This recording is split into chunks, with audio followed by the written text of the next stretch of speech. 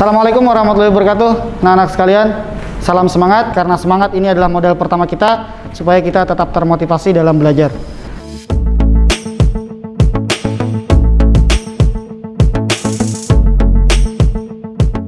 Nah, kali ini kita akan membahas salah satu komponen sistem bahan bakar dengan tipe konvensional, yaitu karburator.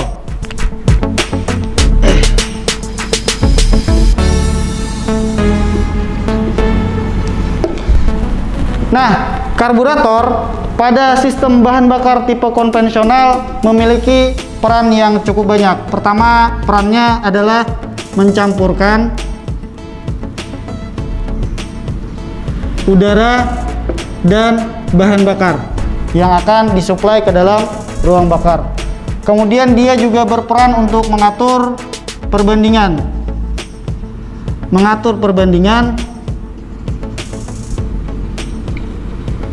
udara dan bahan bakar.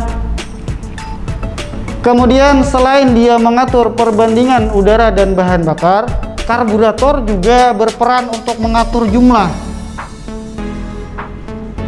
jumlah perbandingan udara dan bahan bakar tadi yang akan disuplai ke dalam ruang bakar.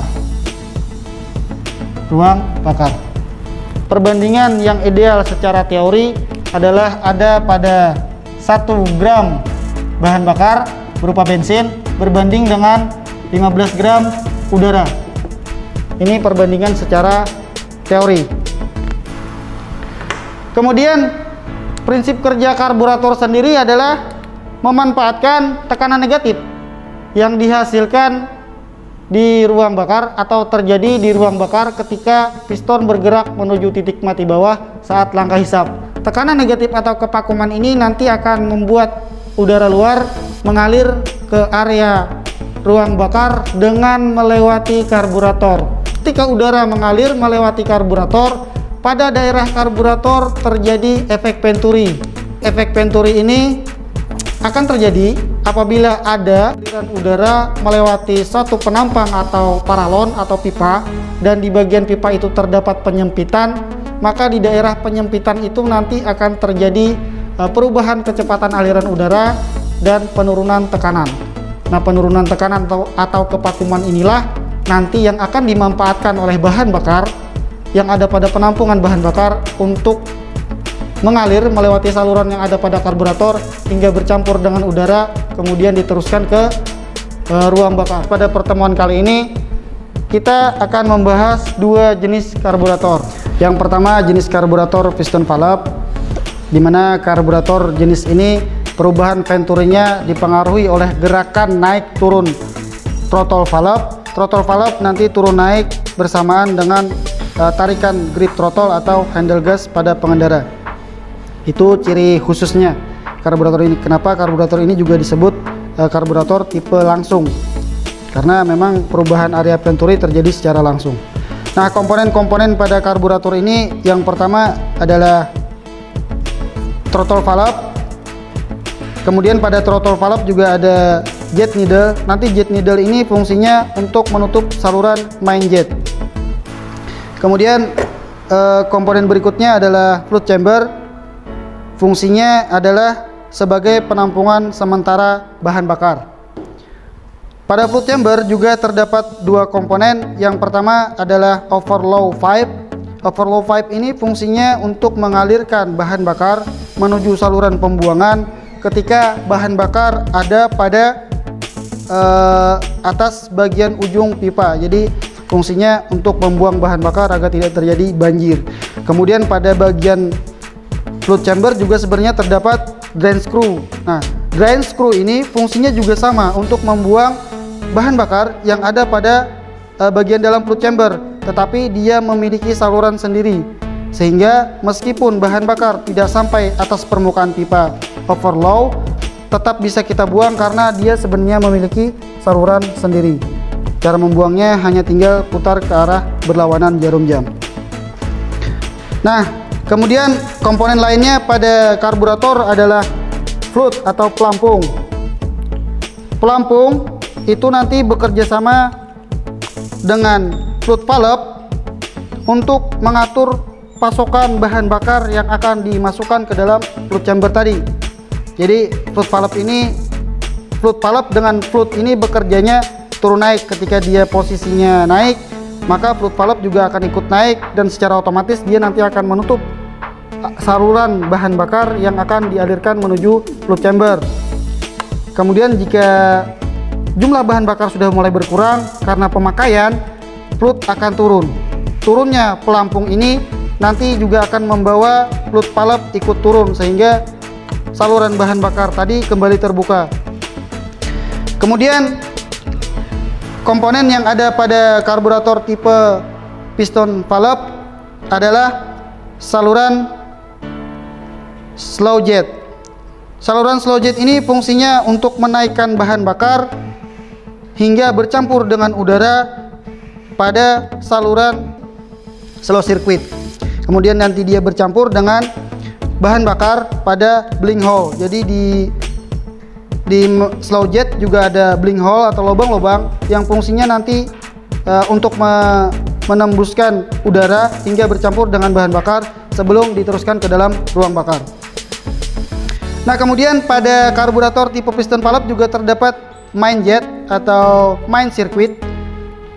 Main jet yang terhubung dengan main circuit. Jadi ada juga saluran satunya lagi namanya main circuit. Nah, saluran ini nanti akan mampu mengalirkan udara yang akan diteruskan menuju blink hole sehingga nanti membuat bahan bakar yang terangkat melewati main jet bisa tercampur kemudian diteruskan ke ruang bakar. Saat dia terangkat adalah ketika kecepatan menengah hingga tinggi, dimana ketika kecepatan menengah hingga tinggi itu throttle valve sudah mulai terangkat. Terangkatnya throttle valve ini secara otomatis akan mengangkat jet needle dari tempatnya. Ketika jet needle mulai terangkat, maka bahan bakar yang ada di dalam penampungan atau fluid chamber akan mulai bisa terangkat melewati main jet, sehingga udara tidak lagi hanya bercampur pada bagian slow circuit, tetapi juga bercampur di bagian main jet atau blink hole yang ada pada main jet.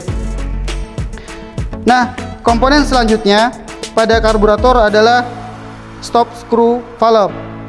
Yang ini fungsinya adalah untuk mengatur tinggi rendahnya RPM saat posisi idle. Kemudian ada juga air screw. Air screw ini fungsinya untuk mengatur besar kecilnya jumlah udara yang akan dialirkan sebelum dia bercampur dengan bahan bakar ketika posisi juga idle. Makanya salurannya kalau bisa dilihat, air screw ini tepat menutup sebelum dia bercampur pada blink hole di bagian slow jet. Jadi sebelum dia bercampur, maka udara bisa diatur jumlahnya dengan memutarkan air screw. Nah, komponen yang lain juga pada karburator tipe ini adalah cuk plate. Cuk plate ini fungsinya adalah untuk mengaktifkan sistem cuk pada karburator, di mana sistem cuk ini fungsinya biasanya untuk meningkatkan atau memperkaya campuran bahan bakar dan udara. Jadi bayangannya ketika sistem cuk ini diaktifkan dengan menarik tuas cuk, nah udara yang akan mengalir ke dalam ruang bakar hanya bisa melewati slow circuit, lubang slow circuit. Ketika dia hanya bisa mengalir melewati slow circuit, maka kepakuman yang terjadi pada bagian slow jet akan lebih tinggi atau lebih besar. Kepakuman yang disebabkan mulai dari ruang bakar tadi dengan jumlah yang lebih besar pada bagian ini membuat bahan bakar yang terangkat kemudian bercampur dengan udara akan mengalami peningkatan jumlah. Nah, proses itulah yang dimanfaatkan sistem cuk untuk memperkaya campuran udara dan bahan bakar. Jenis karburator yang kedua yang akan kita bahas pada pertemuan ini adalah karburator tipe constant velocity, di mana karburator jenis ini perubahan area venturi terjadi secara tidak langsung. Perubahan venturi pada jenis ini nanti akan terjadi ketika throttle valve mulai bergerak bersama bergeraknya grip throttle. Nah, ketika throttle valve bergerak, maka kepakuman yang tadinya di ruang bakar akan sampai pada area diafragma.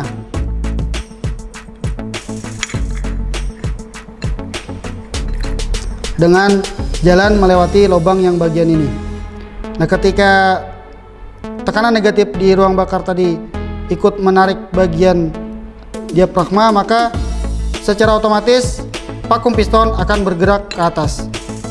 Jadi gambarannya seperti itu. Ketika dia bergerak ke atas, maka ketika itulah area venturi pada jenis karburator ini berubah. Itu sebabnya karburator tipe ini dikatakan karburator tidak langsung, karena perubahan venturinya terjadi secara tidak langsung.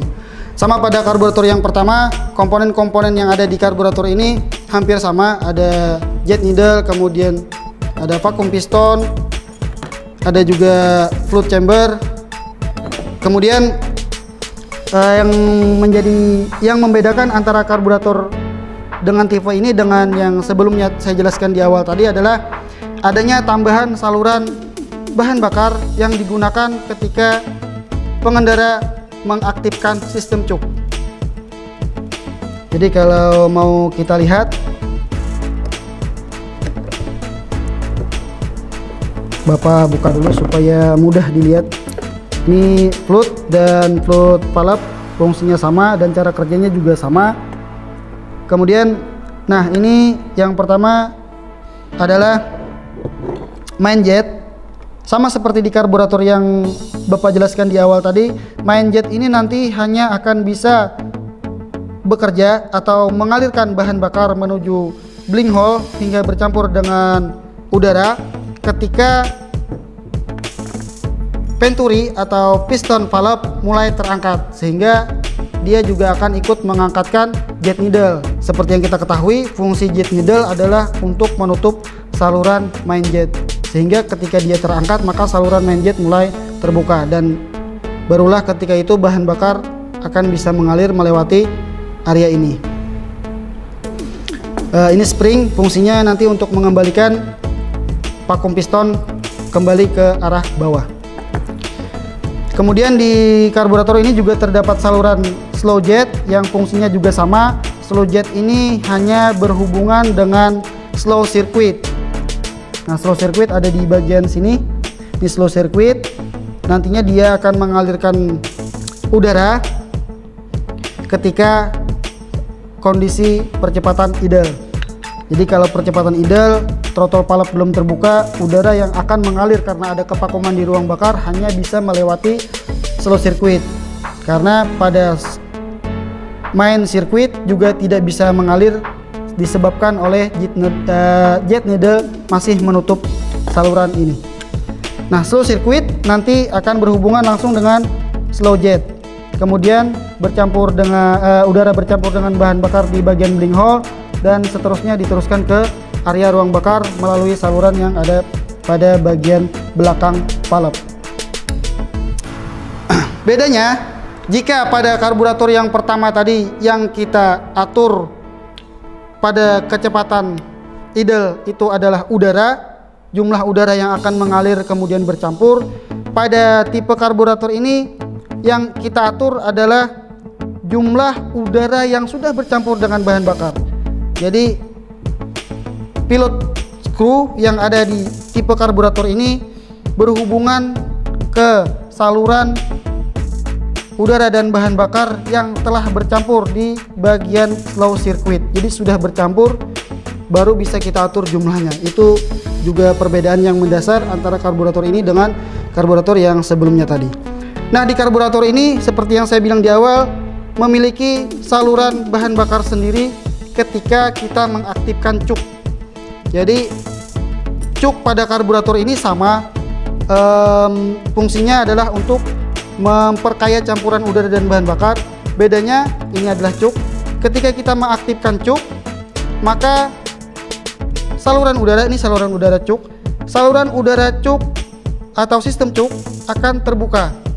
Ketika dia terbuka, maka udara dari luar akan bisa mengalir melewati saluran ini karena adanya kevakuman di area ruang bakar tadi. Maka saluran ini kemudian akan membuat adanya kevakuman di area atas bagian saluran bahan bakar sistem cuk, sehingga bahan bakar pun akan mengalir melewati saluran ini, kemudian bercampur dengan udara dan diteruskan ke ruang bakar. Pada intinya, sistem cuk fungsinya adalah untuk memperkaya campuran bahan bakar. Hanya saja secara pekerjaan karburator ini dengan yang sebelumnya tadi sedikit ada perbedaan. Komponen-komponen karburator tadi akan bekerja pada 4 sistem di karburator. Yang pertama adalah sistem cuk. Seperti yang saya bilang, sistem cuk fungsinya adalah untuk memperkaya campuran bahan bakar terhadap udara. Biasanya sistem cuk ini digunakan untuk mempermudah ketika awal menghidupkan mesin sepeda motor.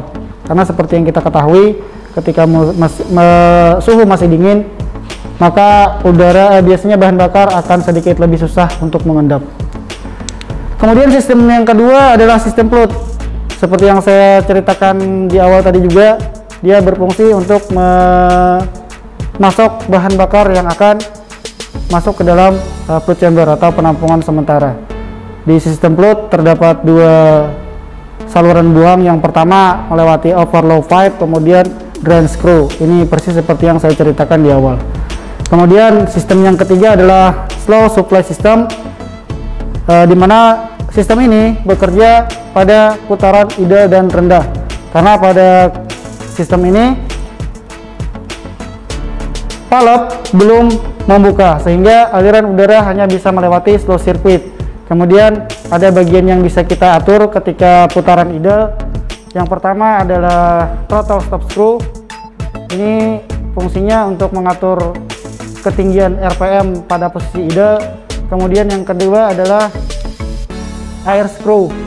Ini fungsinya untuk mengatur jumlah udara yang akan masuk sebelum dia bercampur dengan bahan bakar pada saluran slow circuit. Kemudian sistem yang terakhir adalah main system. Nah, sistem ini akan bekerja pada kecepatan menengah hingga tinggi. Karena pada kondisi ini valve sudah mulai terbuka, dan terbukanya valve juga akan ikut membuka saluran main jet.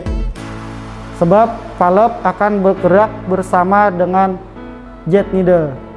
Seperti yang kita jelaskan di awal, jet needle itu fungsinya adalah untuk menutup saluran main jet. Jadi ketika jet needle sudah bergerak bersama valve, maka saluran yang ada pada main jet akan terbuka untuk menaikkan bahan bakar. Selain itu, saluran pada main sirkuit juga mulai terbuka, sehingga bahan bakar dan udara yang akan mengalir melewati main sirkuit ini akan bercampur pada bagian blink hole sebelum dia ikut bersirkulasi atau mengalir ke area ruang bakar. Nah, kemudian ini adalah tipe yang kedua, seperti yang saya jelaskan di awal tadi. Tipe yang kedua ini perbedaannya adalah pada perubahan venturi. Nah, perubahan venturi di tipe yang kedua ini nantinya akan terjadi ketika area diafragma sudah mulai tertarik karena tekanan negatif yang ada di ruang bakar sudah mulai sampai melewati saluran ini ke area diafragma.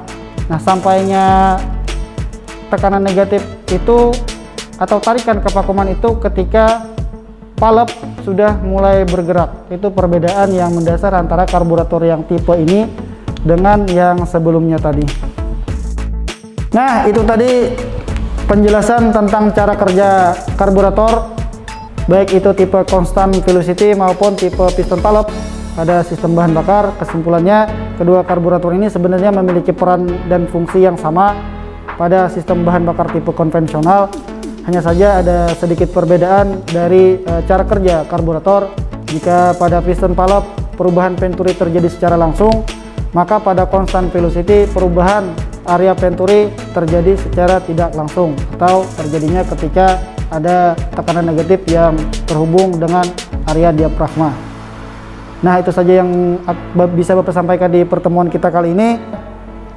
Assalamualaikum warahmatullahi wabarakatuh.